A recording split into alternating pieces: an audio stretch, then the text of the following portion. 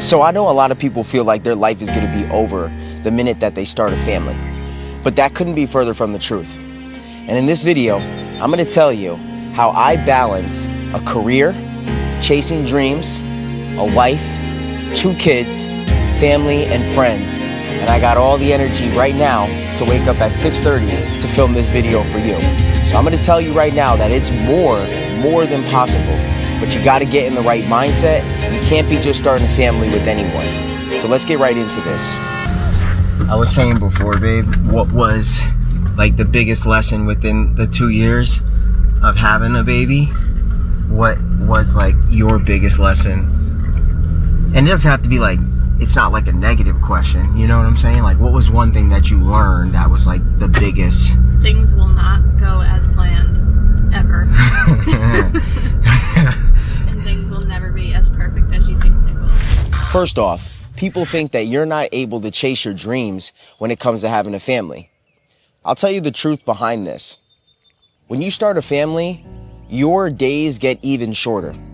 Because if you're someone like me, time goes by really fast. But once you have to start allocating that time towards a family, towards kids, towards a wife, your day is going to shrink. But here is the key to this. Although the days move fast, the days have more meaning.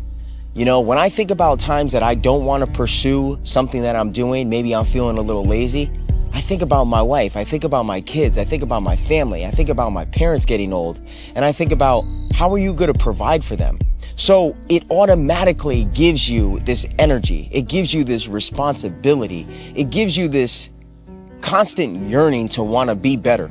When you think about, how am I gonna chase my dream? How am I gonna do what I love? How am I gonna continue to do these things when I have to be up through the night with a newborn and my 2-year-old's running around like crazy and needs my time? And then by the time everyone goes to bed, I want to go to bed, but I still have my mind racing because I feel incomplete. I'm not chasing those things that I once chased. But what do? I still hit the pillow hard.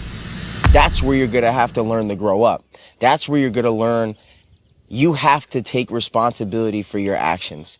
No one is going to show up for you. No one is going to pursue these dreams for you. No one is going to make God's purpose that he has in your life come to fruition without you taking action, without you being obedient, without you making a move.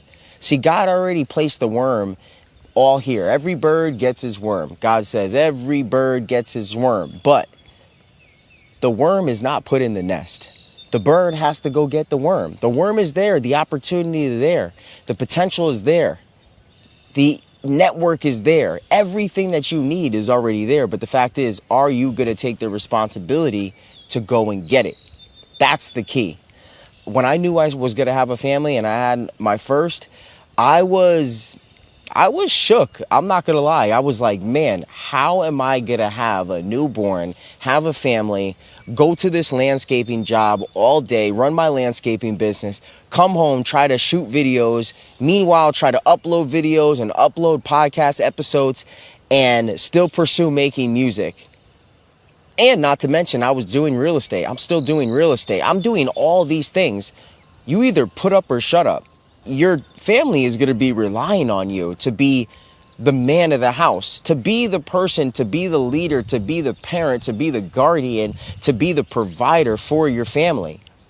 So every time you think about being lazy, think about your kids, think about your family, think about if you don't have any of those things, you don't have a family, you don't have kids, think about yourself in the future and think about, would he be happy with what you're doing in the present?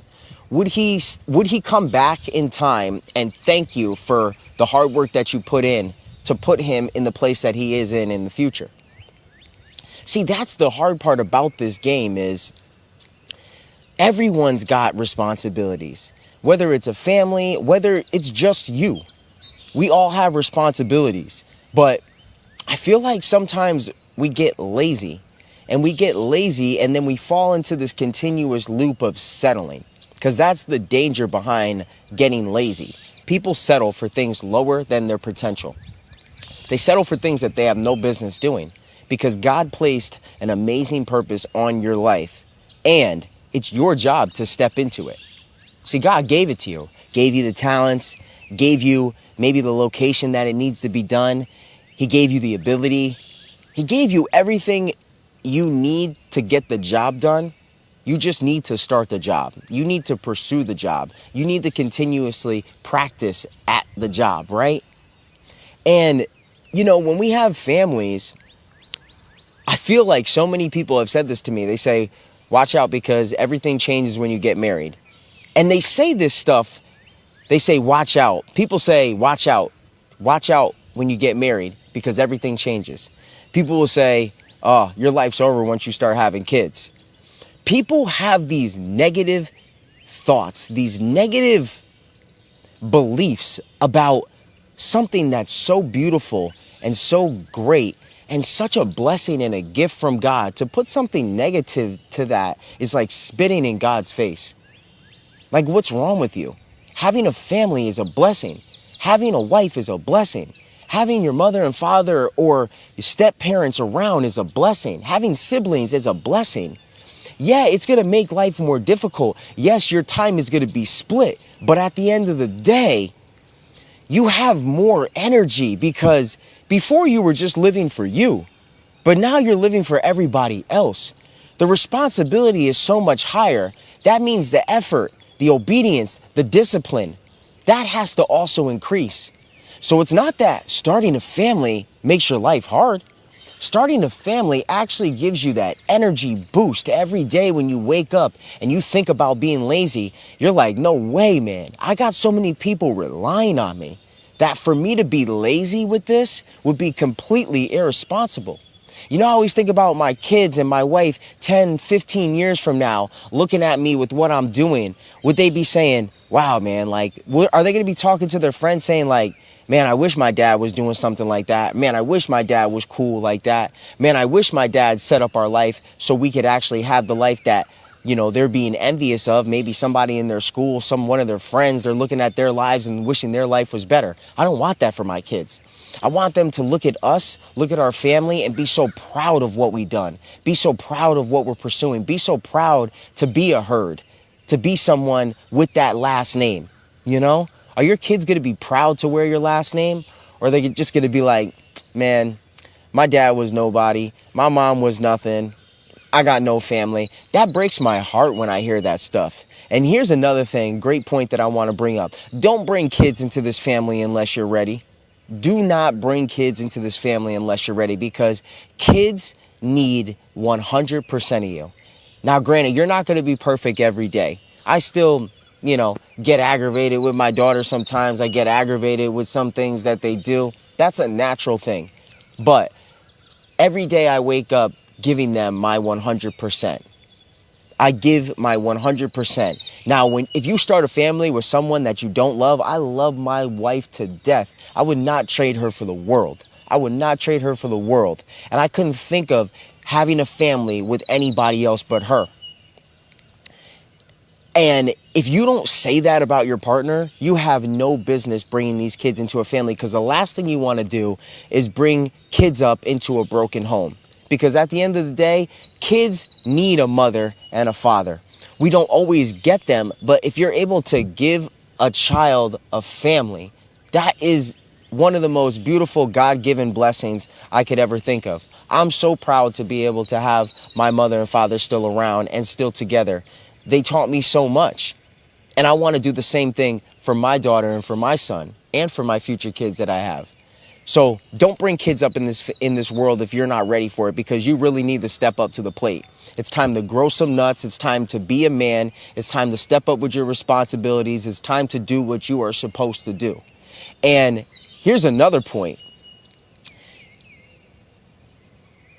You never feel like you want to give up. Now, this is only for people who are very ambitious, people who have big dreams, big hopes, big pursuits for their life. You have such a strong responsibility to your family that giving up seems so irresponsible. When I think of giving up, I think of, am I just not going to buy my baby food anymore? Am I just going to stop paying bills so when it gets the winter time, the house freezes? Am I just going to stop loving my wife so she just kind of falls out of love with me and we end up getting divorced and having to split custody of the kids? That is the give up. So When you think of giving up, think about the risk that you're taking with giving up. The risk is so high with giving up.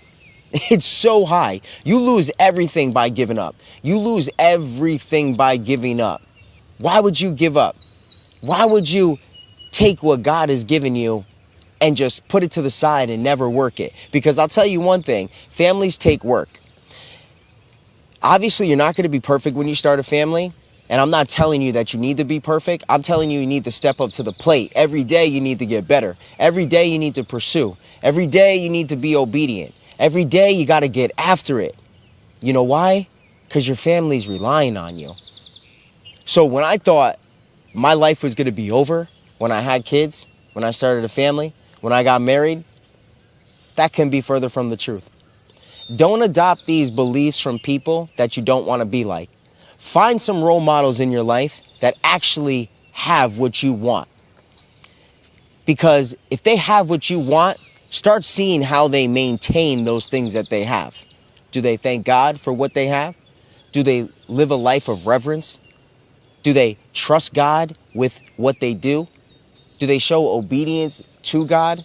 Do they have obedience to the craft, a discipline to the craft and what they're pursuing? Are they professional in the manner that they go about with people and go about with their life? Are they professional with it? Are they someone that you would want to be? That's the good question. People will put their negative beliefs on you because misery loves company. So don't adopt the beliefs that people have if you don't want to believe them. You don't have to believe them. And lastly, if you want a family and you want a wife and you want this beautiful blessing that God has potentially given to each and one of us, put God first, guys. That's one of the biggest things. And if you watch to this end of this video, I'm so glad because you got to put God first. I prayed specifically for the wife I want, and God gave her to me. I prayed for a family, and God gave it to me. Now, obviously, it was lined up with His will because I had it, but I prayed for it, and I acted and got prepared and got ready for it. When I met my wife, I had to work to buy her ring. I had to gear myself up to be a husband, to have a wedding. Then, when I knew my daughter was coming and I knew my son was coming, I had to prepare myself to be a father. I had to prepare myself. I had to prepare myself to be a father. See, this life takes preparation. And it takes a combination of trusting God, stepping into the calling, even though you're not there yet, but step into it as if you're there, because that's faith. Faith doesn't need things to be completely paved out for him. Faith steps out and steps on the water, even though we know logically in our brain that if I step on water, I sink, but faith doesn't care. Faith says, I'm going to stand on the water. Faith takes action. Faith pursues. Faith doesn't sit back and just pray in a closet and take no action. No. Faith prays in the closet, prays in the secret place to God, thanks Him in the quiet place, but then starts to live as what they prayed for. It takes action. All right? So you think your life's over when you start a family? It's not true. It's just begun.